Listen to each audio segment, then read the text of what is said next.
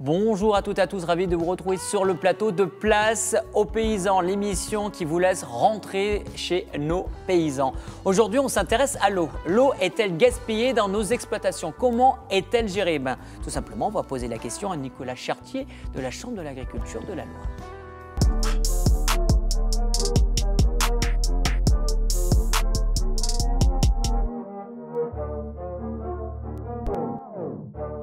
Nicolas Chartier, est-ce que vous prenez toute l'eau de la Loire?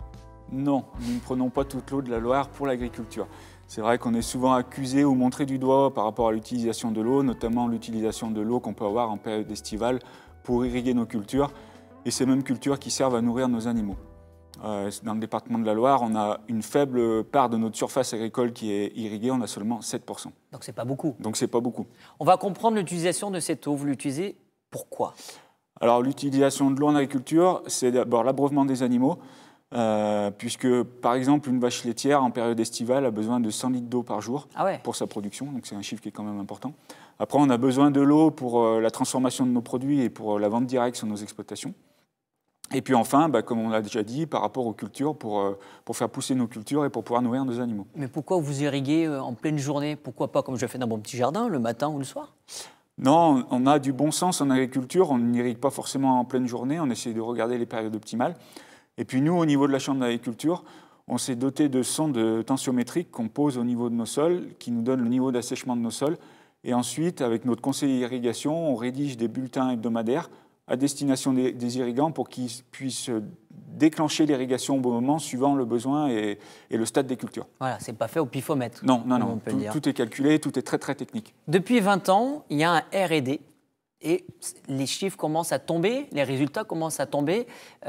Vous cherchez quoi dans ce R&D justement? C'est vrai que c'est important qu'on ait de l'accompagnement et de la recherche sur nos variétés végétales, pour qu'elles puissent s'adapter à ces changements, notamment à ces fortes périodes de sécheresse et ces fortes températures également. Donc c'est des budgets qui sont consacrés à ça au niveau régional, avec des recherches en pleine terre, avec les premiers résultats qui commencent à arriver avec des plantes qui sont plus résistantes. Le travail n'est pas terminé puisque c'est un travail de longue haleine, donc il faudra encore des années pour pouvoir adapter. Le climat change encore? Et le climat change encore, donc ça veut dire qu'il faudra encore adapter nos cultures et pourquoi pas rechercher des cultures qui soient plus résistantes et qui soient capables de nourrir nos animaux.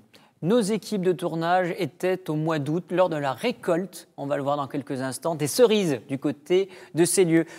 Autre complexité à Ceylieu, c'est qu'on est en montagne, il n'y a pas forcément d'eau. Voilà, on est sur un secteur qui est très très tendu en eau, qui manque d'eau. Et pourtant, quand on est arboriculteur, l'arbre demande beaucoup d'eau. L'arbre demande de l'eau pour sa production. Quels ont été les choix pour Jean-Charles Couzon? On va le découvrir dans ce reportage.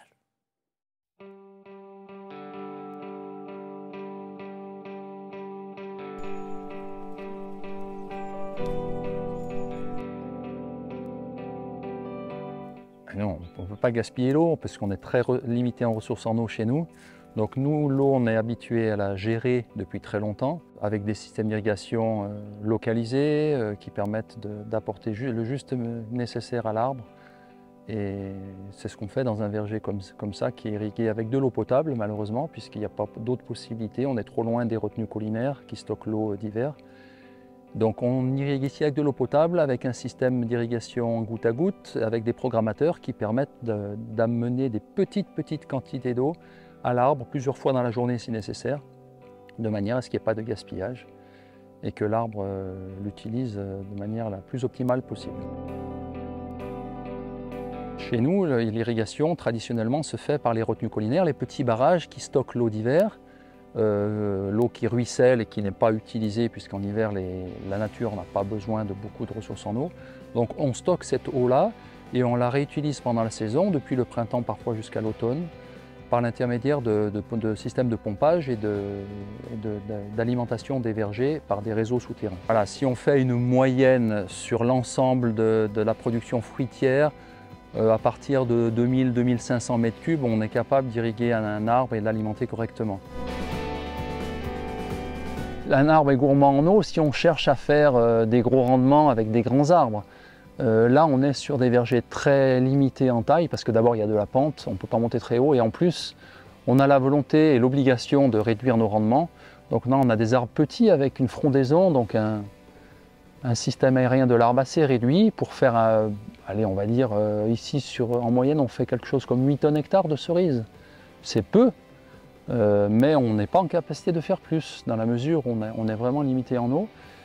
Et puis, souvent, quand on fait des fruits, plus on augmente le rendement et plus la qualité organoleptique des fruits baisse, le taux de sucre, les arômes.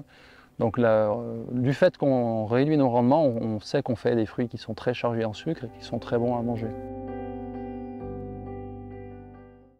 Il arrose quand même avec de l'eau traitée. Hein. Ça peut paraître choquant. Oui. C'est vrai que ça peut paraître choquant parce que c'est de l'eau potable. Donc il y a aussi un coût de traitement qui n'est pas forcément nécessaire pour les arbres. Après, comme on l'a vu dans le reportage, il a très bien su s'adapter puisqu'il utilise un système de goutte à goutte. Donc c'est au pied des arbres, ce n'est pas de l'eau qui est gaspillée, elle est gérée de manière très minutieuse. Il le dit bien dans le reportage, un arbre est gourmand en eau si on cherche le rendement. Et en plus, c'est tout bénef parce que comme ils sont plus petits, parce qu'on s'attendait à avoir des arbres immenses, la cerise, on les a goûtées, elles sont super bonnes. Elles sont très bonnes parce que voilà, il a su adapter à son système à cette pénurie d'eau qu'il peut rencontrer sur le secteur. On a regardé, on a vu du ciel, quand même, les retenues étaient cet été à mal.